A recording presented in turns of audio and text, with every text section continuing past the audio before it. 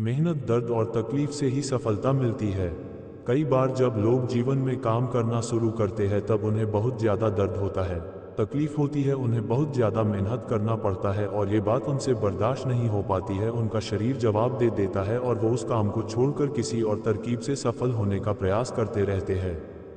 लेकिन याद रखिएगा, इस प्रकार से कोई भी व्यक्ति जीवन में सफल नहीं हो पाता है। याद रखिएगा कि सफलता का मार्ग मेहनत, दर्द और तकलीफ से होकर गुजरेगा और यह आपको सहना ही पड़ेगा, तो इसके लिए आप हमेशा तैयार रहिए। तो चलिए इस बात को एक कहानी के माध्यम से समझते हैं। एक बार एक मूर्तिकार अपनी छीनी और हथौड़ी से एक पत्थर को भगवान की मूर्ति का आकार देने का प्रयास कर रहा था। जैसे ही वह छीनी पर अपना हथौड़ा चलाता, वह पत्थर चिल्लाने लगता और कहने लगता कि ये क्या कर रहे हो, मुझे इतना मार क्यों रहे हो, मुझे बहुत दुख हो रहा है, तकलीफ हो रही है, पीड़ा हो रही है, मुझे अपने हाल पर छोड़ दो और यहाँ से चले जाओ। मूर्तिकार ने उस पत्थर से कहा, मुझे बहुत अच्छे से पता है कि तुम्हें बहुत ज़्यादा दर्द हो रहा है, तकलीफ हो रही है और तुम बहुत ही ज़्यादा पीड़ा में हो, लेकिन यदि आज तुमने इस दर्द को नहीं सहा, इस तकलीफ को नहीं सहा, तो जीवन भर तुम यहीं इसी प्रकार से पड़े रहोगे। मुझे पता है कि तुम में आगे बढ़ने की अपार संभावना है, तुम एक बहुत अच्छे पत्थर हो, लेकिन यदि तुम इसी प्रकार से रहोगे तो कभी भी आगे नहीं बढ़ पाओगे। इतना कहकर मूर्तिकार ने औजार उठाया ही था कि पत्थर फिर से चिल्लाने लगा, गिड़गिड़ाने लगा, विनती करने लगा कि मुझे अपने हाल पर छोड़ दो। मुझे पता है कि जीवन के लिए कौन सी चीज़ सही है और कौन सी चीज़ गलत है। मुझे बहुत ज़्यादा दर्द हो रहा है, अब मैं इस तकलीफ को बहुत ज़्यादा नहीं सह सकता। मैं जिस हाल में हूँ उस हाल में छोड़कर मुझे तुम यहाँ से चले जाओ।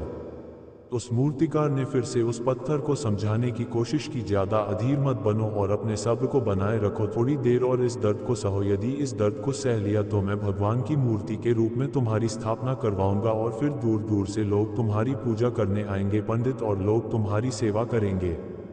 लेकिन पत्थर ने उस मूर्तिकार की एक भी बात नहीं मानी, वह चिल्लाता रहा और अपनी बात पर अड़ा रहा। मूर्तिकार में उस पत्थर को समझाने की बहुत कोशिश की, लेकिन वो पत्थर नहीं माना। अब मूर्तिकार भी थक चुका था और वह उस पत्थर को छोड़कर आगे बढ़ गया और थोड़ी ही दूर जाकर देखा कि एक और बहुत ही अच्छा पत्थर वहां पड़ा हुआ है। उसने छीनी और हथौड़ी उठाई और उस पत्थर को मूर्ति बनाने के लिए तैयार हो गया।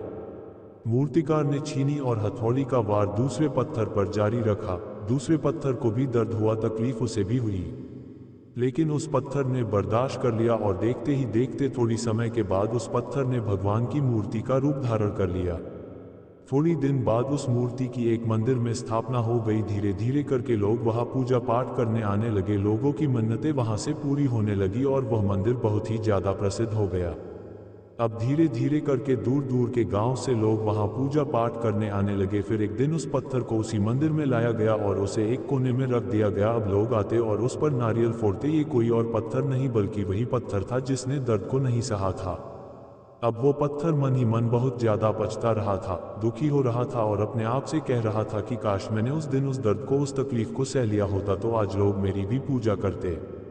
इसलिए आप भी अपने जीवन में हमेशा याद रखिएगा कि जब भी आप अपने करियर की शुरुआत में किसी काम को कर रहे हो, पढ़ाई कर रहे हो या कोई भी काम कर रहे हो और उसमें आपको दर्द हो रहा है, तकलीफ हो रही है, ज़्यादा मेहनत करना पड़ रहा है, तो आप रुकिएगा मत, किसी और रास्ते की शुरुआत मत करिएगा, क्योंकि कोई और रास्ता आपको सफलता नहीं दे सकता है। आपको उस दर्द को, उस तकलीफ को सहना ही होगा और उस दर्द को, उस तकलीफ को सहकर आप ज़्यादा मजबूत बनेंगे और तभी आप अपने जीवन में आगे बढ़ पाएंगे। और जीवन में हमेशा याद रखिएगा कि आपको पहले पत्थर की तरह नहीं बल्कि दूसरे पत्थर की तरह बनना है।